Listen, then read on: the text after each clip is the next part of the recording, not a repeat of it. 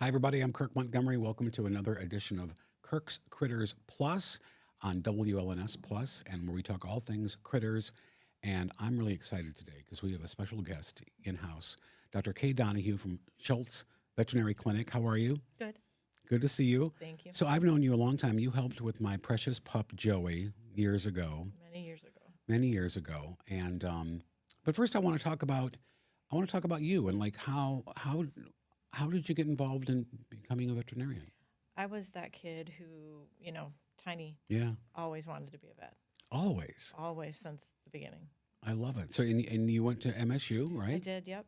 I grew up in Mount Pleasant and went to Michigan State University for my undergrad and Okay. for veterinary school. And did I read that you've been at the clinic like a long time? A like long you time. like you started as an intern or something? I started as a kennel cleaner, bathroom cleaner, Yes. floor mopper. So how long ago was that? That was my freshman year of college. Wow. Okay. So a long time A ago. long time ago. I'd be remiss if I didn't say I love your shirt. Got to be a holiday spirit. The holiday spirit, because the cats are gonna. Yeah. We had a photo this morning on the air of a cat next to a tree, and I'm like, I wonder what happened the moment this photo was taken, because that just doesn't. I think that photo, something else must have happened after that photo was taken. Could be. But like I said, you helped me so much with my pup Joey back in the day, and now you're helping me with my Denver, Yay. the tuxedo cat, Denver the tuxedo cat. who is a handful, I will say. But you gave me some great advice last time I saw you. You mentioned, because I said he's a talker, he's very vocal. Yeah. And you said, well, that means he likes you. Yeah. Because And- I'd never heard that before. Yeah, he's trying to communicate with you. He talks a lot. Yeah. So let's just start from, what types of things are you seeing at the clinic this time of year? Is there any kind of pattern or? This time of year, we tend to see things like that are sort of related to the holidays a little Okay. bit. Like, oh, she got into the trash and she ate, the Oh. turkey carcass out of the trash. Okay. Or she got into the holiday candy. Or, Yeah. she's been outside and her feet hurt because of the salt. The on salt. ground. Yeah. So Um, things like that. Well, let's talk about that. What are some things that you should probably put away, food-wise, or or ornaments? We talked earlier Yeah, about yeah. ornaments. Yeah. What are some red flags Yeah. that pet owners should be proactive about? Well, ornament-wise or decoration-wise, some people just do the half tree. Okay. Because the pets will knock things down and they'll eat glass or plastic Right. or, The if tinsel. you have tinsel, like Yeah. that's not so popular anymore, but cats like that. Oh gosh. And so those are definitely no-nos. Food-wise, things that are not good. Cats are not as much eaters of things. Okay. Like food-wise, usually, like dogs can be sometimes, but not as often. Dogs will chocolate. They love to eat that. But it's bad. It's bad for them. Yeah. Yeah, it's bad for them. The darker the chocolate, the more concentrated it is, the worse it is. Oh. So if you're baking, push your stuff to the back of your counters or Okay. keep your dog out of the kitchen. Okay. Yeah. Like I said, holiday hazards, decorate. Oh, and also, people are coming and going a lot more during the holidays. For sure. So, is there a danger of in all that hustle and bustle, Fido gets loose? Always. Right. Always. Yeah. So for sure, collars on your dogs, with tags, but probably the biggest thing is to have them microchipped. Microchipped. Yeah, for sure. Yep. Now, what about these pet trackers? Do Yeah. they work well? Because I've heard. I don't know. Someone told me once that, like, for example, the Apple Air tags or whatever. Yeah. That Apple really discourages people from using that as an air tag. Yeah. And why is that though? I think it's mostly because the pet would have to be within range of a phone. That it's not as easy. You know what Okay. I mean? So it's not as easy necessarily to. So to if do they that. got a pretty good head start, They could be anywhere. And you- Dogs can go for miles. right, and you may not be able to pick them up. Maybe not. Yeah. Okay. Yeah. I'm not as familiar with the pet trackers per se. I don't think I Okay. have any clients using them right Okay. now. I'm just more of a let's do safety in the first place. Right. Let's have our animals microchipped. Let's make sure that where they're being housed is secure. Right. And if you've got people coming and going, put the dog in the bedroom, Right. for 15 minutes until everybody's truly in. Yeah. Yeah. And let's talk about the clinic too. So Dr. Schultz has retired now, but he when my little Joey had the ear ablation surgery, Mm-hmm. it was a miracle at the time. Yeah. It really helped him out. Yeah. But he's still active in the community, I assume, He right? is. Yeah. Yeah. Okay. Yep. And how long has the clinic been there? Oh, so we were at our original location on Mount Hope, right after he graduated, a year or two after he graduated, so probably 73 or 74. Wow. Yeah. Okay. So it's been around a long time. Oh, forever. And so he's still, even though he's retired, Mm-hmm. does he still pop in occasionally to say hello, or We does he? see him now and again. Okay. Yeah. Okay. Yeah. And what about? I also noticed on the website, canine reproduction services. What is that? That is a support for our clients who are interested in preserving genetics or continuing genetics for their dogs. They have field trial dogs, they have working dogs, they have show dogs, Okay. rare breeds, things like that. So people who are interested in having more of their dogs will do, we work with them for breeding timing Okay. and assisted reproduction, C-section, and care of little puppies, which some people, some veterinarians are not as familiar with that. Now, what about? I know this is going to sound really spacey, but I've heard like celebrities are now in the habit of cloning their pet. What is that even possible? It what, is, yeah. And how does that work? Would it be an exact replica of their? How does that work? It would be a genetic replica, but Okay. it will not be the same dog/cat because your first version, you go through all those lived experiences with your pet. Your Right. pet grows up with you, and you cannot recreate the exact same things you did with that animal 20 years ago. Right. Right. And so, yeah, and I don't know that we know truly for pets as far as the long-term implications of cloning. Right. I think it's a kind of a wild west. Is anyone doing that in Michigan? that you I'm know? not aware. Okay. Yeah, Yeah, that just sounds wild. to it's me. futuristic for sure, Well, yeah, but and tempting, don't you think? well, yeah, at first blush, but then you find Yeah. out it costs A lot. $200,000 Sure. or something. Yeah, there's the money aspect, but there's also the emotional aspect. You won't make the same pet. Right. So you have to Would it still. would it be bad? What if you don't like them as much as you like the first one? I know there are a lot of questions about that. Questions and ethically, like, should you? Now let's talk about. I see you have the cat. There are a lot of places that have what's the proper term now? It's not strays or feral. Is it neighborhood cats or Oh, community cats. community cats? Okay. So if I find a community cat, Uh-huh. should I feed it and house it and try and take care of it, or does that just what should you do with community cats? Such a good question, because ideally you would know for sure, like you would talk to your neighbors, Right. is this your cat? Because if it is and somebody's caring for it, ultimately, that's probably the best scenario. But what if it's not? What if it's a true stray? I take it in, spay and neuter. Okay, and then release it again? Potentially some cats are better suited for outdoor living. It's not as safe for them, obviously. Right. But I think there's the whole, kind of emotional health of domesticated cats that probably doesn't get as much conversation as it needs to, where their environments sometimes are not enriched in the ways that it needs to be. Right.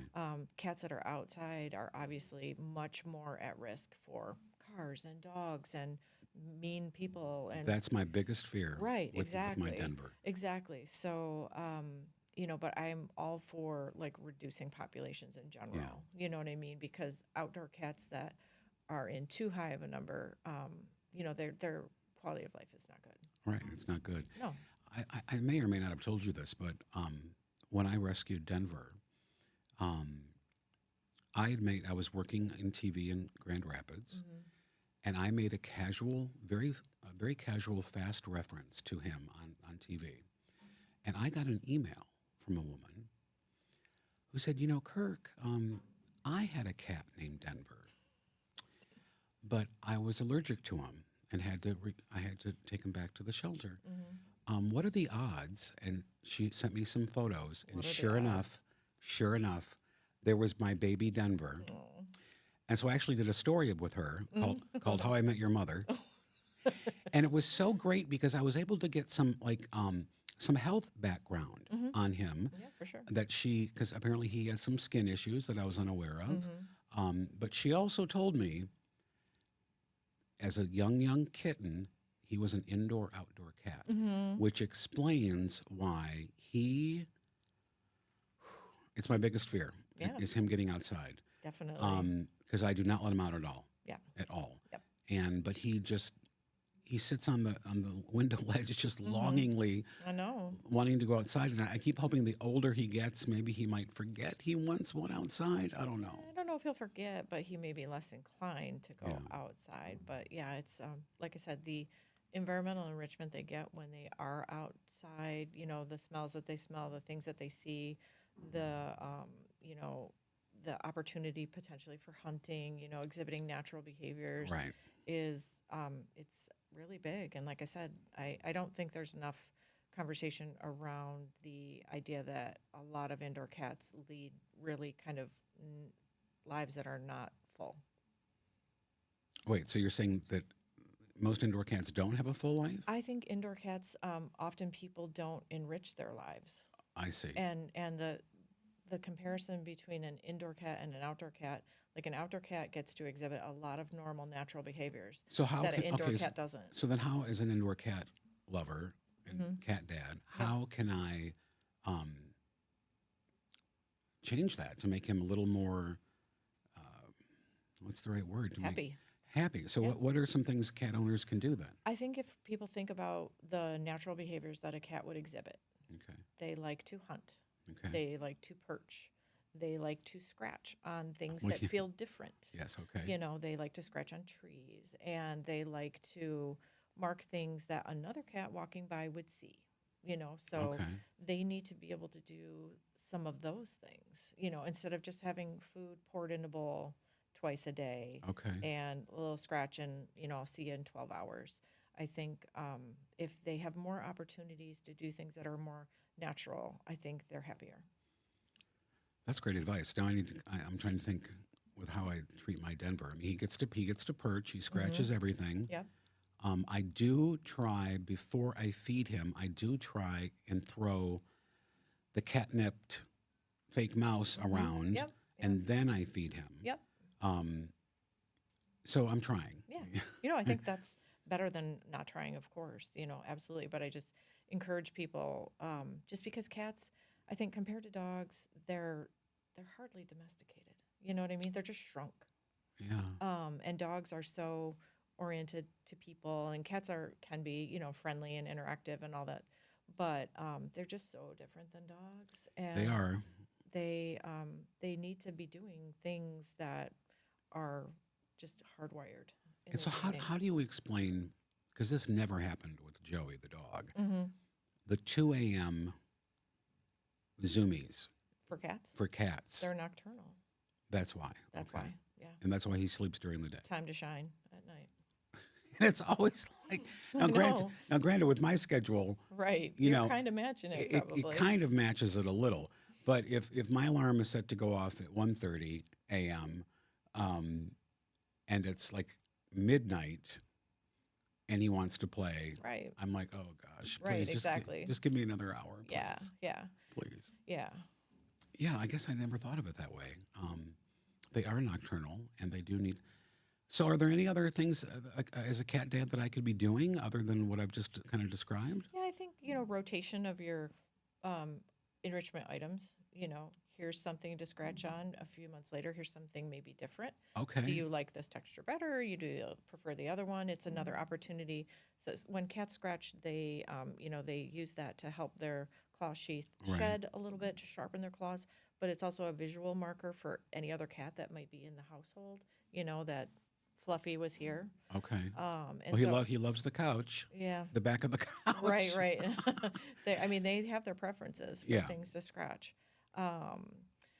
So if things can be rotated for them, so they're not always the same. Okay. And if they have things that stimulate them in the outside environment, like they're able to watch a bird feeder, or Okay. things like that. Like a different view, maybe, or a different. Yeah. I think what we're going to take a quick break because I feel like I need to give you a copay because you're my therapist. You're my therapist for my cat I'm drama. the wrong doctor for Um, that. But I will say the one thing that does really surprise me as a new cat dad. Well, it's been a couple of years now.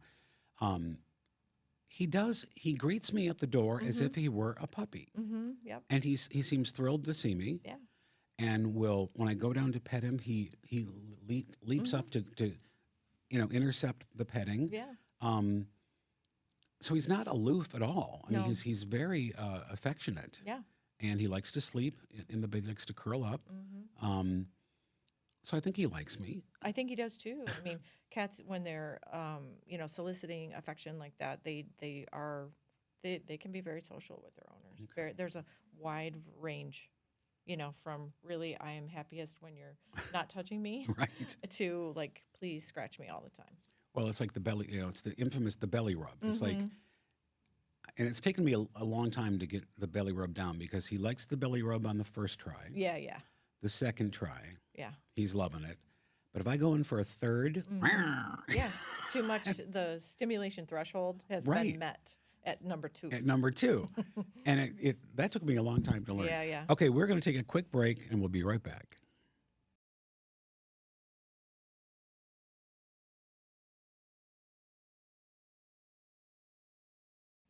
Welcome back to Kirk's Critters Plus. I've got a very special guest today. Dr. Kay Donahue from Schultz Veterinary Clinic is with me. Thanks again for being here. I appreciate it. Of course.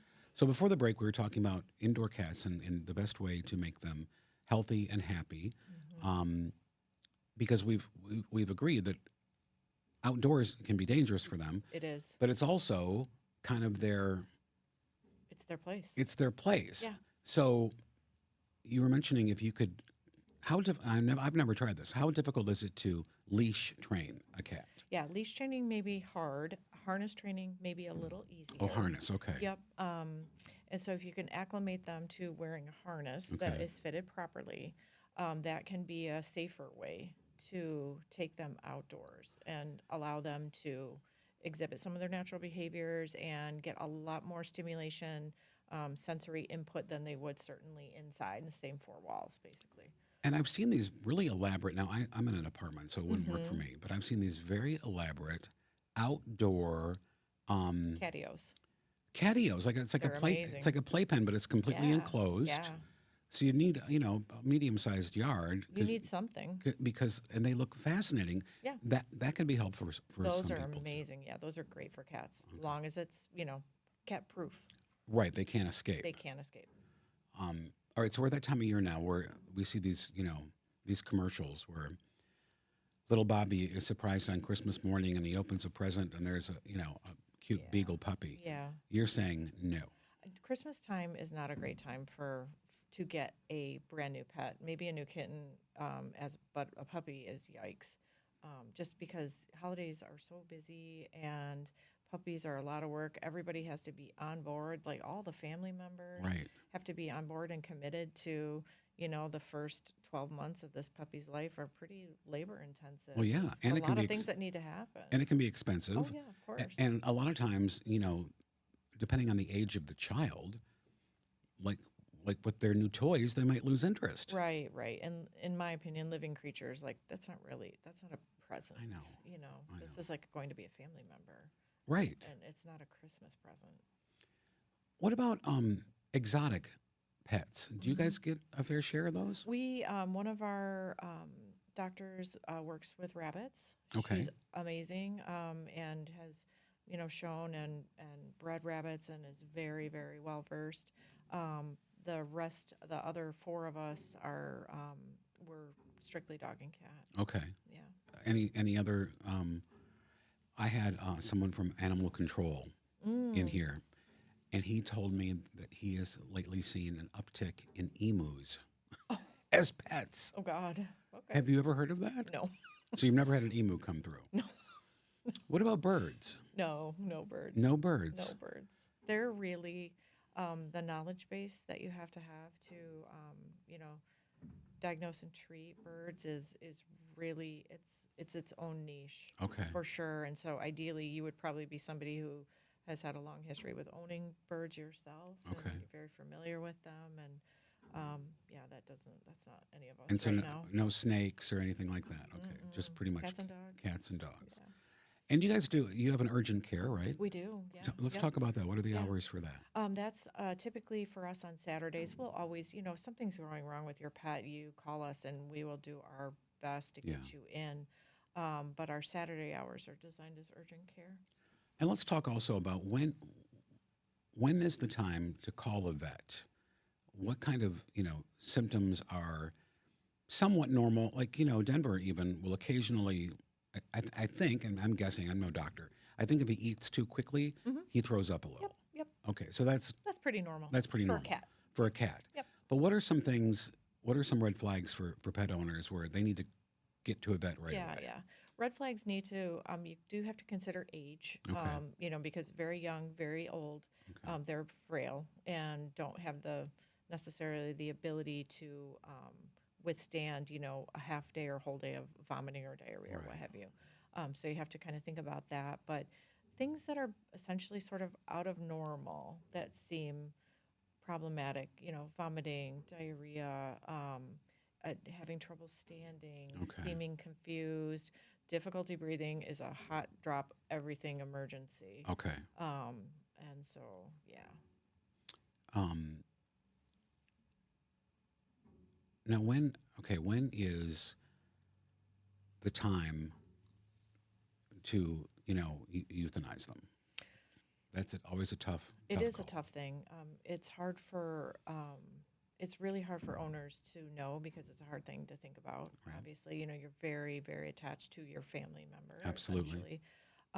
And so I think it's important for owners to think about what makes up this pet's quality of life. Right. And so I usually encourage people to think about, are they able to eat and drink on their own? Mhm. Are they maintaining their sense of dignity? Can they eliminate on their own in the ways that they always have? Right. Can they, do they still want to be part of the family? Are they often secluded and hiding and things like that? So Well, mainly those things. yeah. Presence or absence of pain is a Right. huge one. Well, I've been through that, Mm-hmm. and it was just as bad as you can imagine. Yeah. He stopped eating, Yeah. and even baby food. Mhm. My vet at the time in Grand Rapids said try baby food, and for me it came down to I didn't want to be selfish myself and prolong his Definitely. discomfort. Yeah, because you were looking at his quality of life Right. overall, and we are their stewards, Yeah. right? And so it's up to us to make sure that things are okay. And I will say, I was very fortunate. I'm not sure if there's in Lansing, but I had a home hospice care where Yeah, they those came are to the amazing. Yeah. home, and it was again. I'm going to get a little teary eyed thinking about it. But it was there in my home, and I was able to hold him Yep. and to say goodbye to him. Yeah. And yeah. Anyway, Yeah, and that's really Sorry. important for people. Sometimes people really don't want that last ride into the clinic, Right. and they want to be at home. And other people don't want the last memory to be at home. and I struggled with both. It's hard. I think I made the right decision by having them come to the house. Yeah. But I'm not going to lie. For weeks afterwards, Oh, yeah. I couldn't look at where Right, his right. food dishes were, and anyway. Yeah. Um, The grieving process. yeah, Mm-hmm. and unless you're a pet parent, Mm-hmm. I don't think people really understand the depth of that kind of pain. It's a different kind of connection, I think, that Yeah. we have with our pets, our companions. Like Yeah. I said, I look at them as family members. Right. But because you're a caregiver, it's a different, it's very different. Yeah. Well, we're almost out of time. I can't thank you gosh. enough. This has been awesome. Is there any topic that I didn't bring up that you think is important to pass along? There's so many things, Yeah. so many things. Yeah, Well, maybe I'll be able to have you come again. that'd be great. Or I'd love to have Dr. Schultz. Talk to him, ask him. I will. He definitely would. Yeah, he was, again, that surgery was a miracle. Yeah. When my Joey had Yeah. is it called total ear ablation, right? Yeah, Is that what it's Tika. called? Mhm. Tika, Yeah. yeah. All right. Well, thank you again. I appreciate it. course. And thank you, of course. And we're going to keep doing this until we get it right. So, so thanks again for joining us, and we'll talk to you soon. Bye, everybody.